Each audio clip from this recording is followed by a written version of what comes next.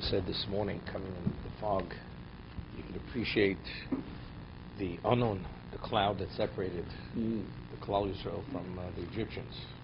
So they were in the fog for all night. They were traveling. They couldn't see before them. Yeah. See, when you live in New York City, Manhattan, you're in the fog, but you don't realize you're in the fog. When you come from Muncie here, you realize that you're in the fog. You're being blocked out. Okay. Yeah.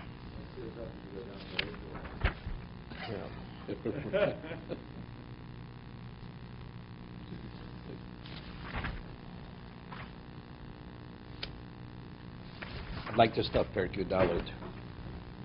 It's interesting, the Sefarno explains that all the plagues, when it says Hashem hardened the heart of Paro, doesn't mean to say, as the Rambam learns, that Hashem had taken away his Bechira.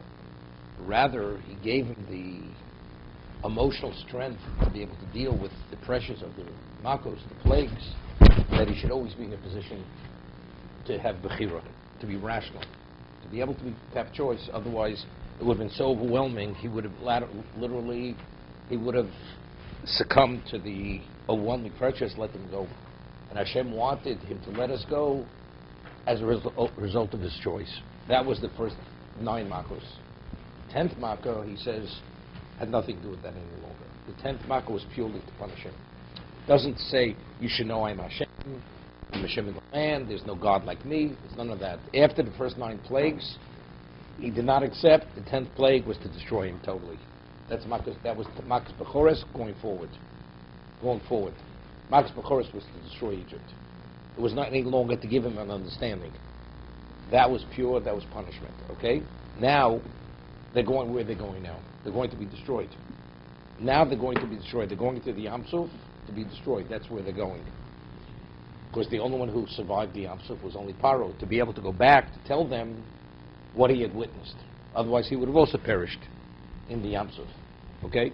According to one man, Paro was the lone survivor of what happened. Later, if he's Melech Ninveh, he's the same one. Okay? V'yedaber Hashem el Moshe leimo daber el bnei Yisrael v'yoshuvu v'yachnu l'fnei pi achiros v'migdol v'ein hayom. Speak to the bnei Yisrael, let them return and camp before pi achiros. What is pi achiros? This location is between Migdol and between the sea. Rashi. The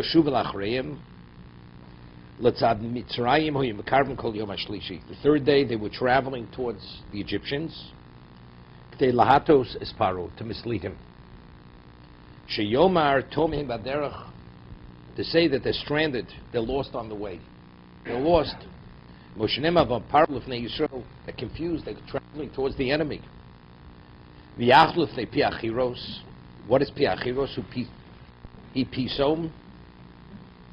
That's piachiros is pisom. V'achrev nikra pichiros. What's chiros? Chiros, freedom. Al shem shenasum sham nechorim, because that's where they became free. They were freed. V'hem shnei sloim guvoim zekufim. They're 2 vertical, large boulders.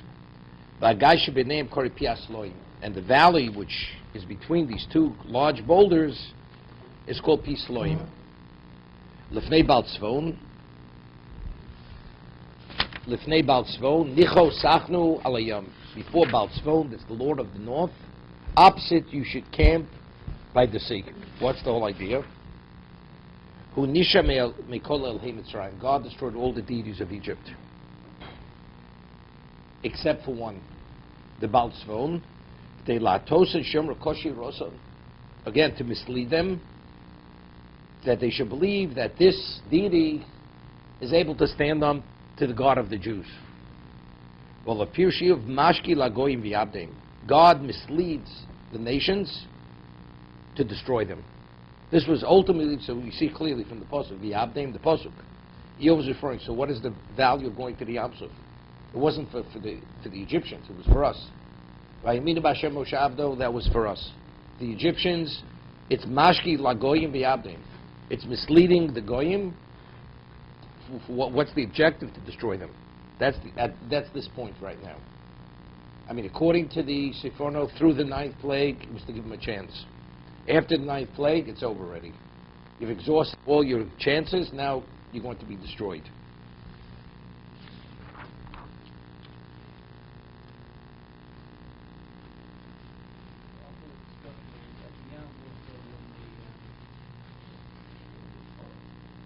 Max, of course, everybody was affected. The Yam was only the ones who went after the Jews were destroyed. Right? It was different, touched upon something else. The whole glory and the might, the power of Egypt was its army. Right? That was destroyed. So therefore you broke their pride, their glory, their power. But in terms of traumatizing every family, right? It says, every family had at least minimally one corpse. So that everybody was touched by the Matzah Choros. Okay?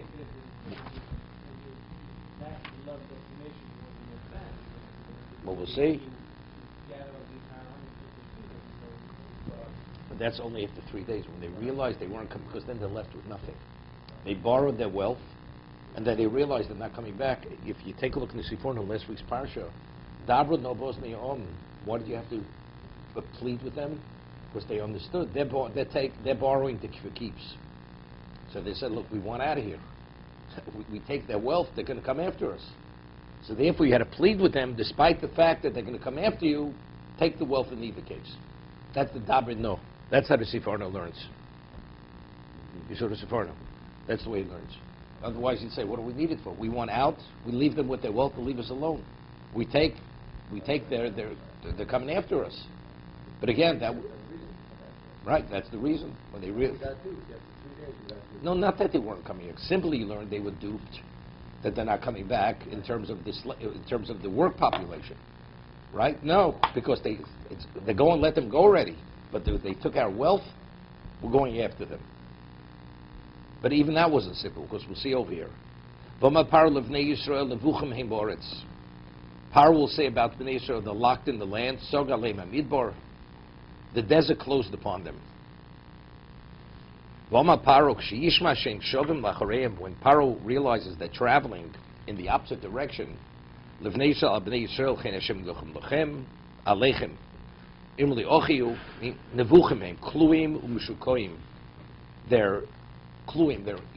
caged, they're sunken in. Like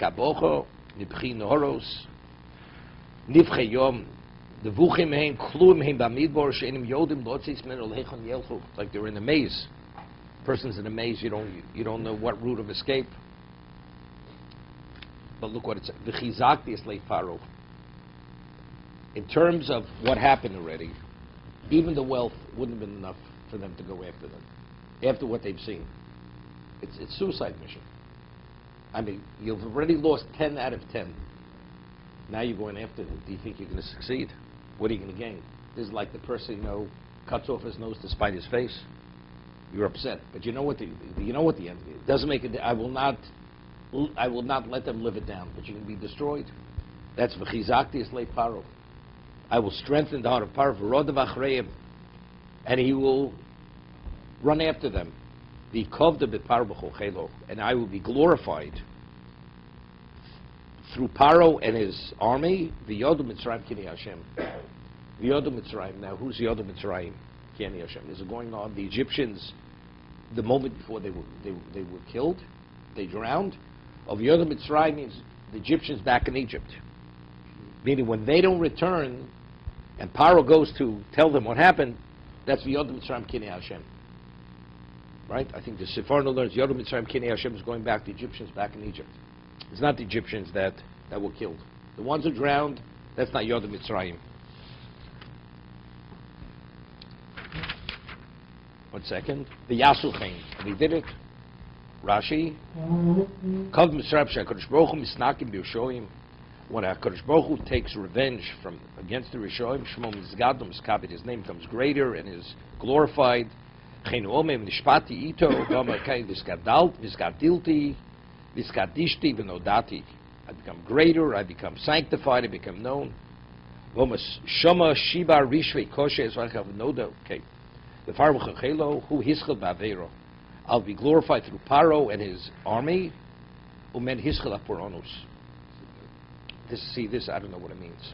What it means from the tragedy began with him. In what sense? Early it says the hail will come upon Paro, the Tzvardei Paro, Avodov, Amol. Right? That was the progression. Right? That was the order. But everything. The locust came upon Paro, his Avodim, the Egyptians. Rovir, the Kov the Paro b'chol lechelo. In what sense? Because he who hischel ba'aveir meant hischel. In what sense? If you tell me he survived, so what Puranas are we speaking about over here? Right? Simple understanding. What did your day school teacher tell you, Ernie? Okay? That's not his skill. He was the only one. No, but then he's the only one who suffered that tragedy. See, they all suffered it. His skill Puranus.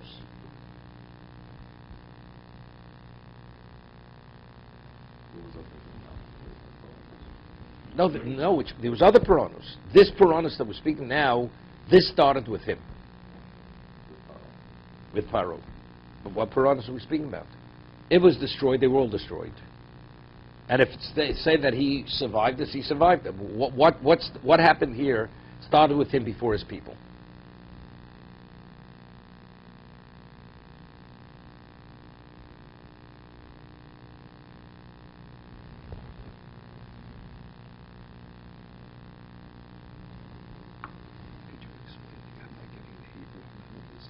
It says, you're reading it.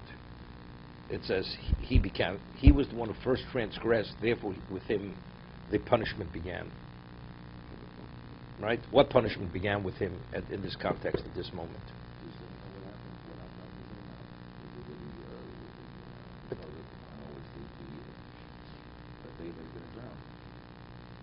But what's his Puranus? Puranus didn't start with him. They all drowned simultaneously. What do you say? He drowned before them? So what do we mean? Hischel Apuros. So what's the Hischel Apuros?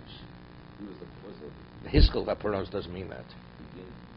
Bikovdo befar v'chol chero.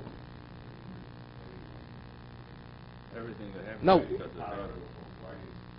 I know. Understand that. He's telling because Mimenu is Hischel Apuros. Because the Puranus started with him. Because of his abstinence, because of everything else.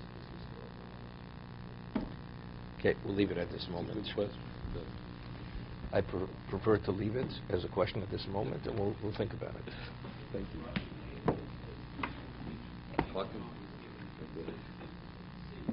Okay, good.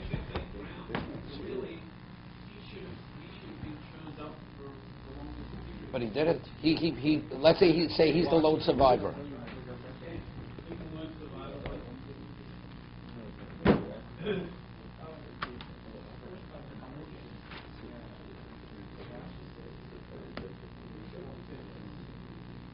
Only a fifth left.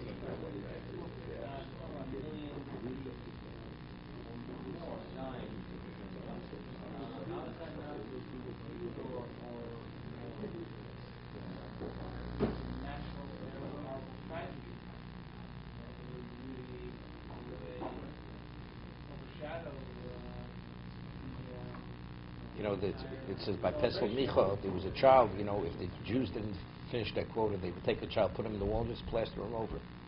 So Moshe, so one day she took him out. Hashem says you did the wrong thing. These are the kotzim in Akeren. You should have let the child die, because this child's going to create problems later. This would have been worse than this would have been the fifth column, not the fifth column.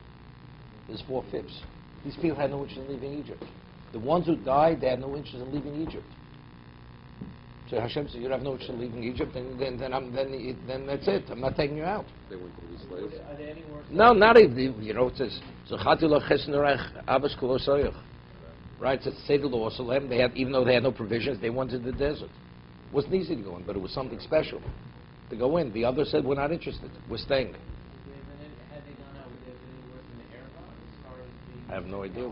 Only God would have known. But they weren't worthy. You only leave Egypt if you have an interest. You don't have an interest in leaving, then you don't leave. Then you don't live. There's no such thing as Jews staying behind.